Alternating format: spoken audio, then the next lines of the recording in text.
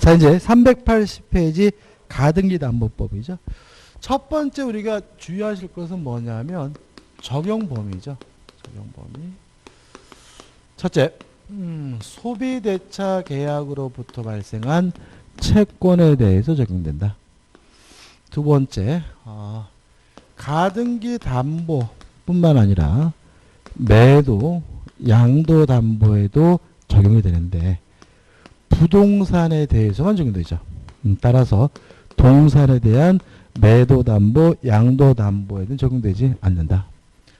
그 다음 세 번째, 목적물의 가액이 뭐보다 더 커야 되냐면 채권액보다 더 커야 된다. 피담보 채권액보다 초과된다. 어차피 한 문제가 나오기 때문에 이 적용 범위는 지문 하나 나오겠죠. 1번이 가장 전형적인 문제인데 가등기 담보라는 법률이 규제하는 담보 형태가 아닌 거죠. 1번, 돈 10만 원을 빌리면서 소비대차죠. 그러니까 소비대차라는 말은 빌리는 거예요. 그 담보로 100만 원 상당의 다이아 반지를 양도했어요. 양도담보인데 문제는 다이아 반지는 동산이죠. 따라서 동산에 대한 양도담보이기 때문에 적용되지 않고요. 1번이 답인 거죠.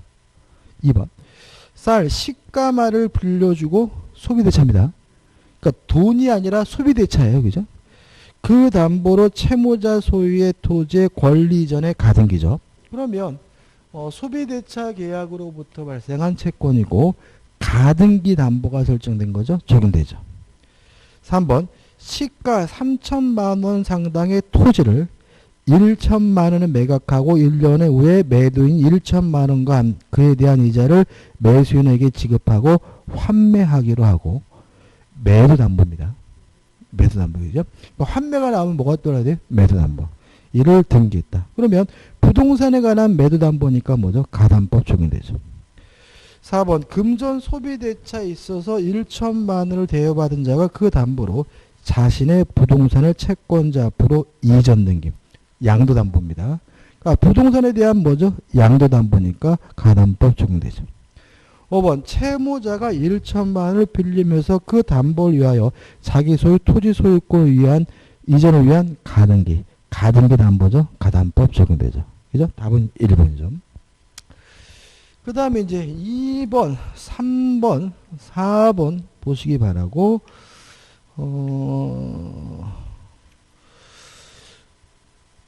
5번 문제 좀 풀어볼게요. 자, 이 381페이지 5번이죠.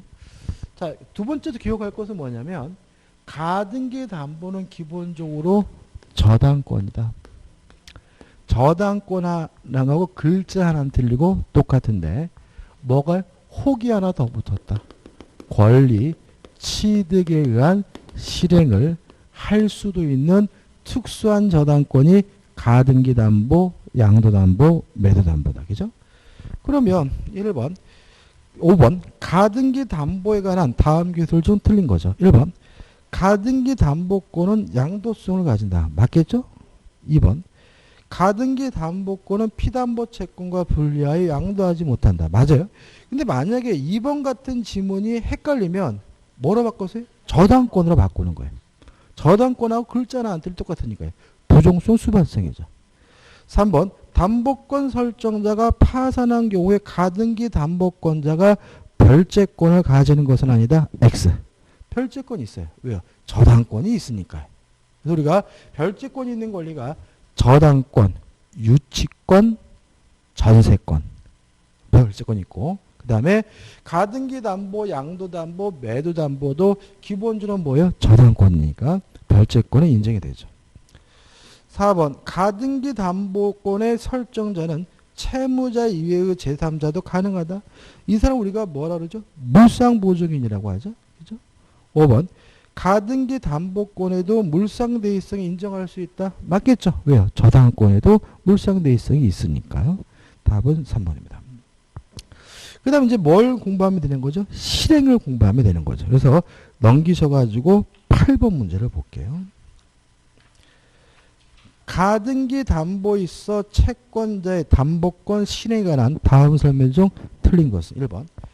채권자가 채무자에게 지급할 청산금을 계산함에 있어서는 선순위 권리자의 채권액을 고려하여야 한다. 맞아요. 그죠? 자, 한번 생각해 보자고요. 자, 일단 기본적으로 변제기가 지난 후에 실행 통지를 하게 되는데, 실행 통지를 할 때 뭘 통지하냐면 청산금이 얼마인지를 통지하는데, 청산금은 어떻게 계산하냐면 목적물의 가액에서 가등기 담보권자 자신의 채권액과 선순위 권리자의 채권액을 합산해서 공제하게 되는 거죠. 왜냐하면 가등기 담보가 실행이 되면 가등기 담보보다 선순위 권리는 뭐 되지 않아요? 소멸되지 않으니까요. 그래서 합산해서 공제하게 되니까 1번 1번 채권자가 채무자에게 지급할 청산금을 계산함에 있어서는 선순위 권리자의 채권액을 고려하여야 한다. 5. 맞는 지문이 되는 거죠. 그죠?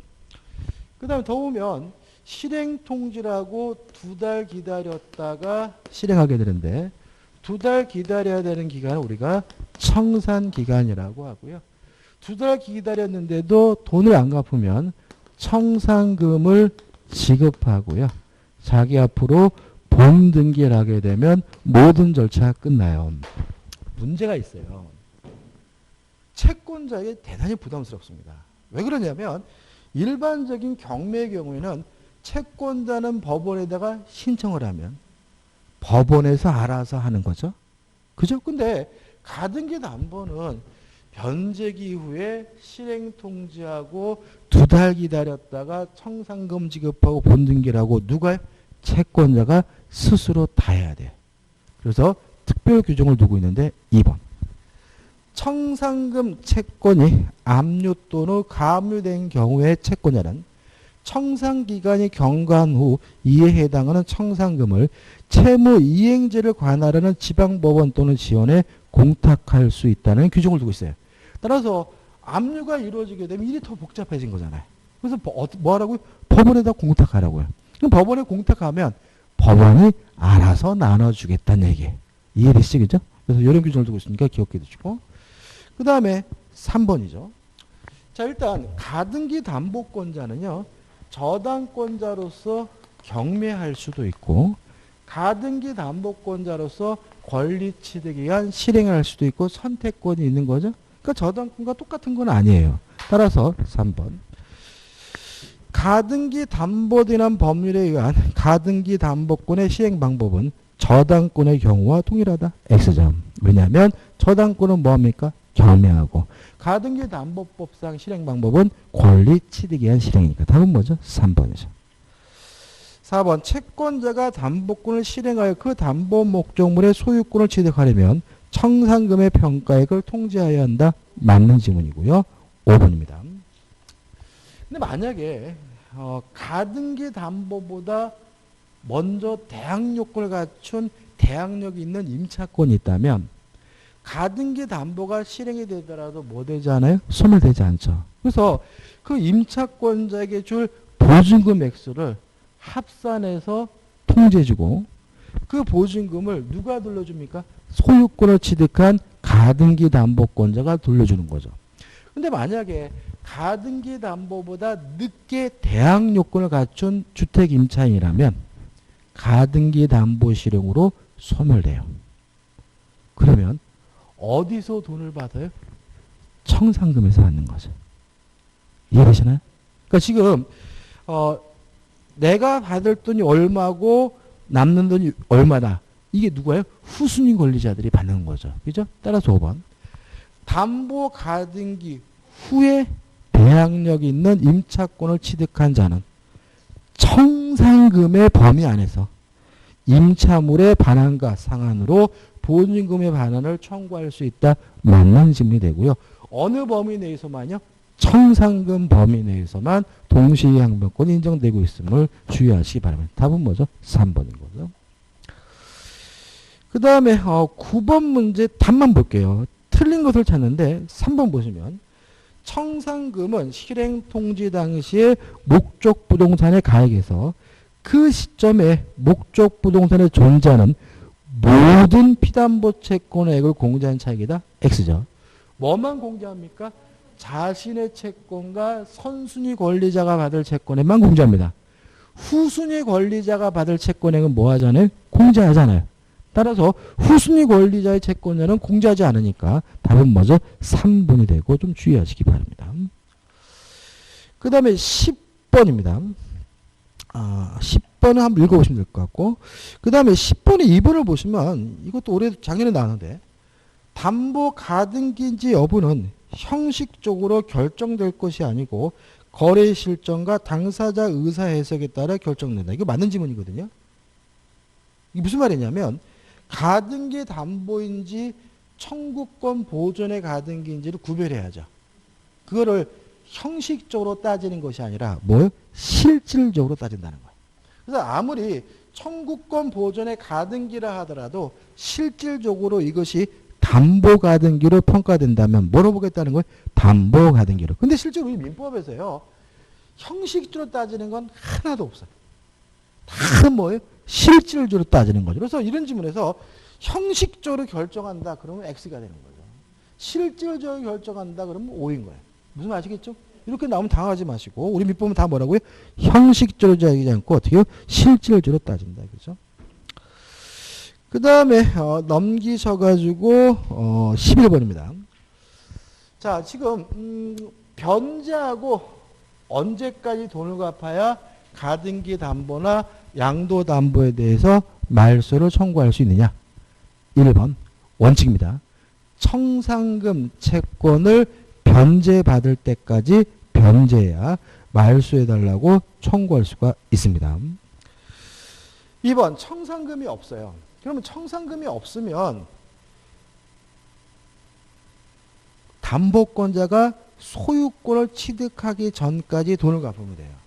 예를 들어서 만약에 가등기 담보라면 가등기 담보권자는 본등기를 해야 소유권을 가지니까 청산금이 없으면 본등기 전까지 돈을 갚으면 되고요. 양도담보, 매도담보권자는 이미 자기 앞으로 본등기가 되어 있죠. 따라서 청산기간 종료 시까지 변제하면 말소를 청구할 수 있어요. 뭐가 없다면요? 청산금이 없다면. 2번. 청산금이 없어요. 근데 문제에서 뭐라고 되어 있냐면 가등기라고 되어 있거든요. 문제 다시 보시면 다음은 가등기 담보. 그러니까 이 양도 담보가 아니라 매도 담보가 아니라 뭐라고요? 가등 담보. 그러면 언제까지 돈을 갚으면 돼요? 본등기 전까지만 갚으면 되는 거니까 청산금이 없는 경우에 채권자는 청산기간의 경과로 목적 부동산의 소유권을 취득하므로 말소 청구할 수 없다. X죠. 가등기 담보권자는 본등기를 해야 소유권을 갖는 거죠. 2번이 답이고. 그 다음에 3번. 변제기로부터 10년이 경과됐거나 선의의 제3자 이미 권리를 취득했다면 변제하고 말소해달라고 뭐 할 수 없습니까? 청구할 수 없다는 것도 아울러 기억해 두셔야 됩니다. 자, 이제 사례 문제가 나옵니다. 사례 문제가 나오는데 자, 일단 389페이지 5번을 풀어보겠습니다. 5번.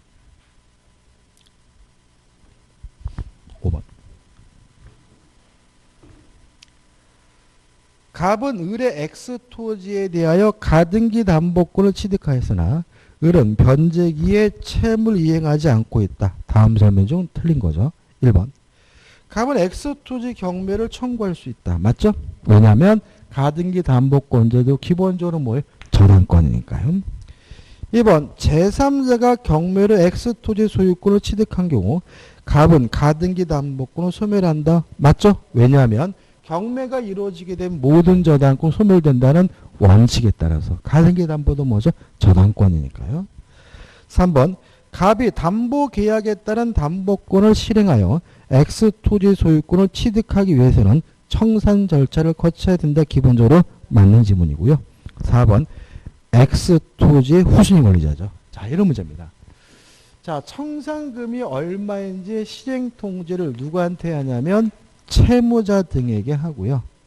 채무자 등에게 통지했다는 사실을 후순위 권리자, 후순위 저당권자에게도 뭘 해줘야 됩니까? 통지를 해야 되고 요 통지를 받은 후순위 권리자는 청산금의 액수 가지고 다툴 수는 없고 2개월이라는 청산기간 내라면 뭐 할 수 있습니까?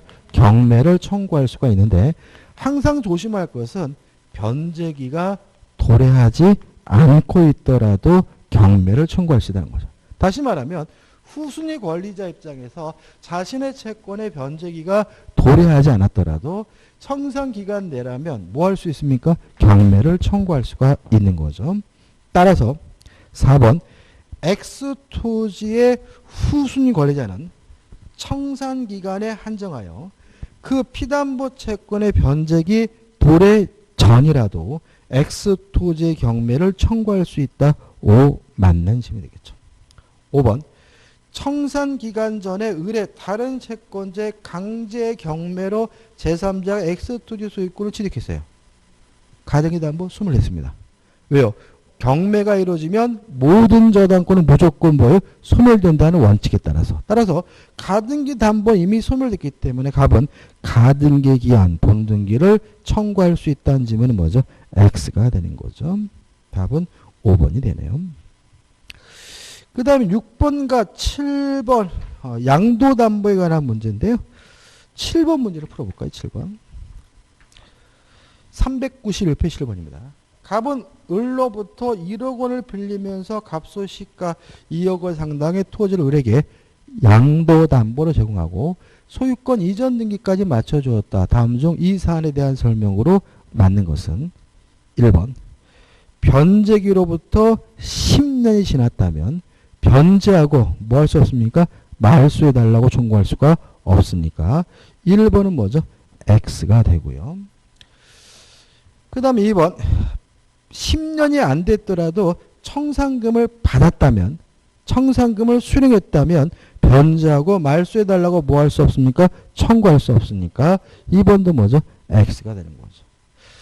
3번 을이 양도담보권자가 변제기 전에 윗토지를 병에게 매각했어요.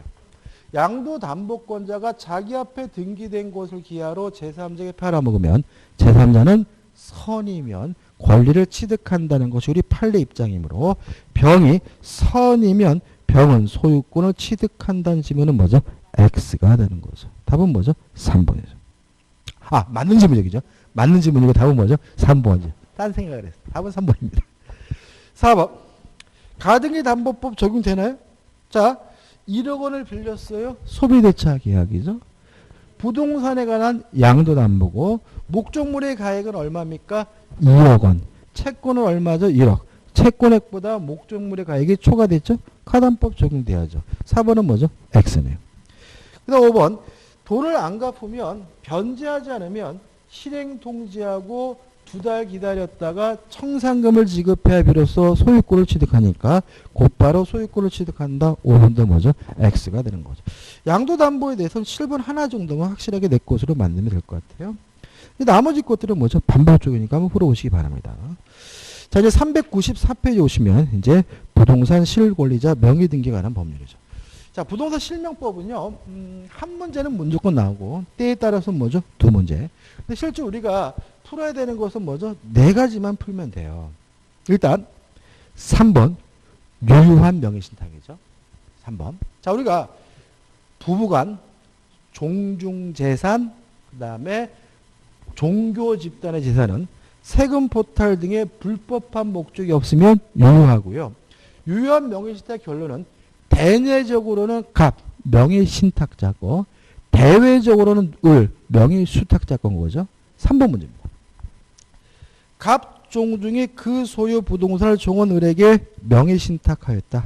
이 사안에 관한 다음 설명 중 옳지 않은 것은 1번 현행법 하에서도 이 명의신탁 약정은 특별한 사정이 없는 한 유효하다. 5.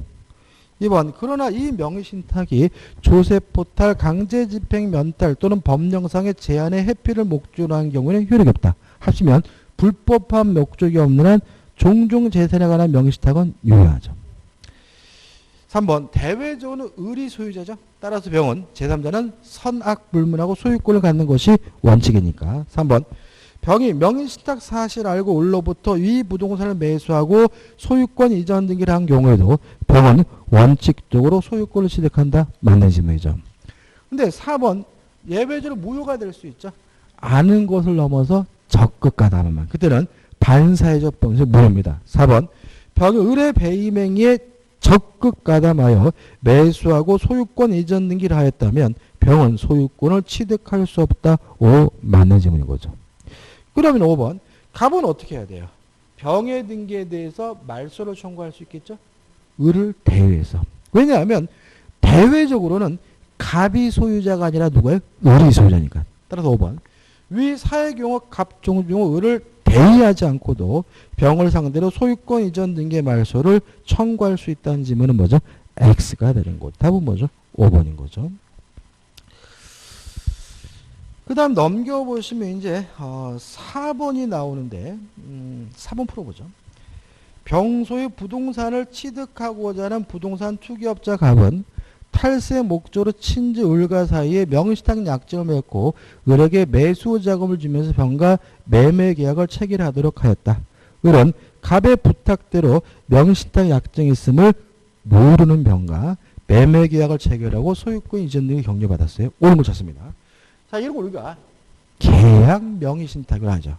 다시 말하면 명의수탁자인 을이 직접 매매 계약하고 등기됐잖아요. 일단 특징은 갑과 을 간의 명의신탁 약정은 변함없이 무효입니다. 다만 을과 병 간의 매매는 유효하고 특히 병이 선이라면 을의 등기는 무효가 아니라 유효라는 것이 우리 법의 태도예요. 그래서 문제 지문에서 명의신탁 약정이 있으면 모르는 병이죠. 그럼 병이 뭐예요? 선이에요. 그러면 을 앞에 이루어진 등기는 뭐죠? 유효하고 병은 확정적으로 소유권을 갖습니다. 자, 옳은 걸 찾습니다. 1번 갑은 을을 상대로 이전 등기의 말소를 청구할 수 있다. X. 왜요? 을이 소유자니까요. 2번 갑은 을 사이 명의신탁 약정은 유효하다. X. 명의신탁 약정은 무효죠. 그래 무효니까. 3번 갑은 을을 상대로 명의신탁 약정의 해지를 이유로 X예요. 해지할 수 없어요. 왜냐하면 해지라는 것은 유효한 계약을 장래향할 그 효과를 소멸시키는 게 해지거든요. 그럼 계약 자체가 이미 무효라면 뭐 할 수 없는 거예요? 해지할 수 없는 거예요. 따라서 명의신탁 약정이 무효니까 해지할 수 없고 해지를 이유로 이전 등기 달라고 청구할 수는 없는 거죠. 4번 을은 소유권을 취득한다. 맞죠? 왜냐하면 계약 명의신탁이고 매도인이 선이면 명의수탁자의 등기는 유효하니까. 답은 뭐죠? 4번이죠. 따라서 을이 소유권을 취득했으니까 5번 만약 을이 정에게 매도하고 이전 등기를 해줬는데 정이 갑과 을 사이 명의신탁 일정을 알았다면 정은 소유권을 취득하지 못한다. X가 되는 거죠. 선악불문하고 소유권을 갖겠죠. 그다음 5번은 중간 생략형 명의신탁 또는 3장 명의신탁이죠. 갑은 을 앞으로 등기된 그 부동산을 을로부터 매수하고 그 매매대금 전부를 지급한 다음에 그의 명의를 빌려 병 앞으로 소유권 이전 등기를 하였다. 그러면 명의신탁자인 갑이 을과 매매 계약을 하고 이전 등기는 명의수탁자인 누가 앞으로요? 병 앞으로 이전 등기를 해준 중간 생략형 명의신탁 3자간 명의신탁이고요. 결론은 명의신탁 약정도 무효고 등기도 무효입니다. 이제 유효한 것이 있는데 갑과 을 간의 매매 계약은 뭐죠? 유효하다. 그거 하나만 좀 조심하세요. 자, 옳지 않은 걸 찾습니다. 1번 정이 병에 대하여 금전을 대여하고 그 담보로 병 앞으로 병으로부터 위 부동산 저당권 설립 증의를 받았어요. 그럼 아무튼 병이 정에게 팔아먹고 이전 등기를 해줬다면 정은 선악불문하고 소유권을 취득하는 것처럼 정은 선악불문하고 저당권을 취득해야 되거든요. 따라서 정은 선이 악의를 불문하고 저당권을 취득하지 못한다. X고요. 답은 뭐죠? 1번이 되는 거죠.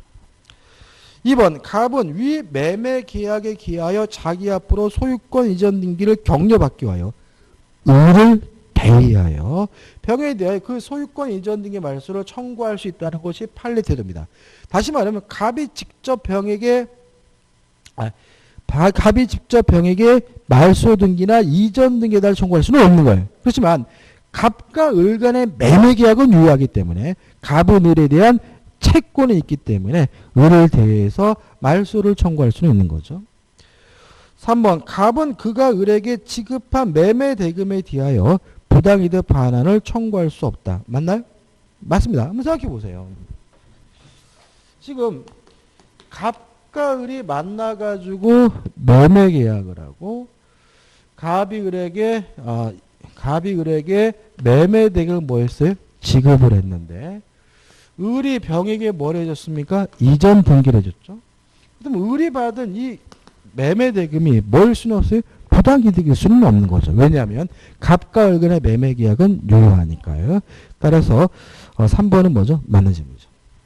4번 갑과 병이 부부 사이의 원칙적으로 병은 대외적으로 유효하게 소유권을 취득한다. 맞죠? 왜냐하면 부부간의 명의신탁은 유효하고 유효한 명의신탁의 대외적 소유자는 뭐죠? 명의수탁자의 누구? 병이니까요. 5번 병합부는 일단 가등기를 한 다음에 그 가등기 기하여 위와 같은 소유권 이전 등기를 했어요. 그러면 이 가등기도 명의신탁인 겁니다. 이제 명의신탁이니까 뭐죠? 무효고 병의 소유권 이전 등기는 원인 부여에다 맞는 질문이죠. 자, 그럼 이제 우리가 지금 유효한 명의신탁, 계약 명의신탁, 3장은 명의신탁에서 기본적으로 반드시 알아야 될 세 가지 명의신탁은 뭐 어떻게 다 한 거예요. 여기서 추가적으로 이제 몇 가지만 좀 생각해 보시면 되는데, 자, 우리 두 가지만 좀 보면 될 것 같아요.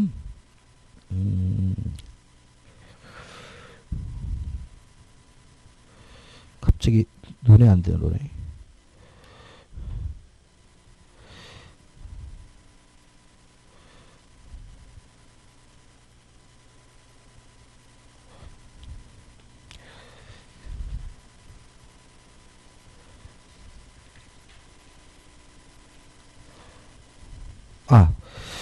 자, 먼저 두 가지만 더 보면 되는데 404페이지 10번입니다. 410번. 자, 이건 뭐냐면 구분소유적 공유죠. 자, 구분소유적 공유는 뭐예요? 대내적으로는 분리된 땅, 대외적으로는 공유죠. 그러면 10번 보죠. 갑과 을은 X 토지에 관하여 구분소유적 공유관계이다.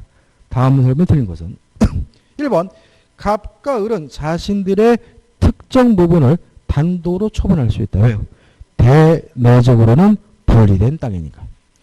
2번 갑의 특정 구분 부분에 대해 을의 방해 행위에 대하여 갑은 소유권의 기회에 방해 배제를 청구할 수 있다. 5예요. 대내적으로는 분리된 땅이니까. 그러니까 이게 문제 풀 때 등장인물을 보시면 돼요. 그래서 1번과 2번 지문처럼 갑과 을 두 명만 등장했으면 분리된 땅이죠. 별개된 땅이죠. 이렇게 생각하시면 되고. 3번 을의 특정 구분 부분에 대하여 병의 방해에 의해서. 그럼 병에 대해서는 뭐죠? 공유니까. 갑은 병에게 공유물의 보존행위로서 방해 배제를 청구할 수 없다. X. 청구할 수가 있는 거죠. 왜요? 대외적으로는 공유니까요. 4번 정의 경매를 통하여 을이 지분을 취득했어요. 그러면 정에 대해서 공유인 거죠. 그죠? 대외적으로. 따라서 갑정 사이의 구분 소유적 공유 관계가 당연히 인정되는 것은 아니고요. 그죠? 구분 소유적 공유가 아니라 뭐죠? 공유가 되겠죠. 왜요? 대외적으로는 뭐죠? 공유니까요. 그다음 5번. 자, 법정 지상권이 발생하려면 토지와 건물의 소유자가 같았다가 달라져야죠. 근데 5번 보시면 갑이 자신의 특정 구분 부분에 Y 건물을 신축하여 소유한 경우죠. 그러면 건물이 있고 건물과 토지 소유자가 어떻게 같았죠? 그렇잖아요. 이게 무슨 말이냐면 이런 거예요. 한번 생각해 보세요. 자, 갑과 을이 공유하고 있는 토지에 갑의 건물을 신축했어요. 이런 상태에서 이 건물이 예를 들어서 경매가 돼서 병이 경락을 받았어요. 그러면 이 병은 법정지상권을 취득하나요? 못하나요? 못하는 거예요. 왜냐하면 우리가 토지가 공유인 경우에는 원칙적으로 관습법상 법정지상권이 발생하지 않으니까요. 그죠? 그죠? 근데 문제는 구분소유적 공유잖아요. 그러면 갑과 을이 구분소유자하고 소유하고 있는 토지에 자기 토지의 건물을 뭐 했어요? 신축을 하고 경락을 받은 사람이 누굽니까? 을이잖아요. 그러면 갑과 을 둘 사람 간에는 뭐죠? 별개의 땅인 거죠. 그죠? 그러면 을의 입장에서 보면 토지와 건물의 소유자가 같았다가 뭐죠? 달라졌으니까 이때는 뭐가요? 법정지상권이 인정이 돼요. 따라서 5번 보시면 갑이 자신의 특정 구분 부분에 Y 건물을 신축하여 소유한 경우에 을이 강제 경매. 그러면 을의 입장에서는 분리된 땅이잖아요. 병의 입장에서는 뭐죠? 공유지만. 그러니까 경락받은 사람이 제3자면은 법정지상권 발생하지 않습니다. 근데 경락받은 사람이 구분 소유자 중에 한 사람이라면 지들끼리는 뭐죠? 분리된 땅 공유가 아니니까. 을이 강제 경매를 통하여 갑의 지분을 취득하였더라도 갑은 Y 건물에 대한 관습법상 법정지상권을 취득할 수 있다. 맞아요. 왜냐하면 갑을 지들끼리는 뭐죠? 분리된 땅이니까. 이해되시죠? 그죠? 그 다음에 11번은 특별한 건 아니고 이제 추가로 기억할 것은 뭐죠? 계약 명의 신탁의 경매죠. 경매. 자, 넘기셔가지고 뭐냐면 14번. 14번. 자, 이게 마지막 문제입니다. 이게. 자, 우리가 계약 명의 신탁이고 명의 수탁자의 등기가 유효하려면 매도인이 선해야 돼요. 근데 만약에 경매의 경우에는 매도인이 선악불문하고 매수 경락받은 사람은 소유권을 갖습니다. 왜냐하면 경매의 경우에는 누가 하는 거죠? 법원이. 근데 매도인은 누굽니까? 채무자잖아요. 근데 법원에서 이루어진 경매의 경우에 채무자가 알았는지 몰랐는지는 뭐 할 필요 없어요? 따질 필요가 없는 거예요. 그래서 경매에 의한 계약 명의신탁의 경우에는 채무자의 매도인이 알았는지 몰랐는지 상관없이 등기는 항상 유효합니다. 14번이죠. 갑은 2015년 10월 17일 경매 절차가 진행 중인 을소의 토지를 취득하기 위하여 병에게 매수 자금을 지급하면서 병 명의로 소유권 이전 등기를 약정하였다. 병은 위 약정에 따라 위 토지에 대한 매각 허가 결정을 받고 그 매각 대금을 완납했죠. 그럼 뭐예요? 경매죠. 자신의 명의로 소유권 이전 등을 마쳤다. 다음 생각 오는 거죠. 그러면 계약 명의 신탁의 경매니까 매도인이 선이든 악이든 따지지 않고 그 등기는 뭐 한 거죠? 유효한 거죠. 기억. 갑과 병 간의 관계는 계약 명의 신탁이다. 맞네요. 그죠? 그죠? 니번 갑과 병의 명의신탁 약정 사실이 않았다면 병은 토지의 소유권을 취득하지 못한다. X네요. 디귿번 갑은 병에 대한 매수자금 상당을 부당이득 반환을 청구할 수 있다. 맞아요.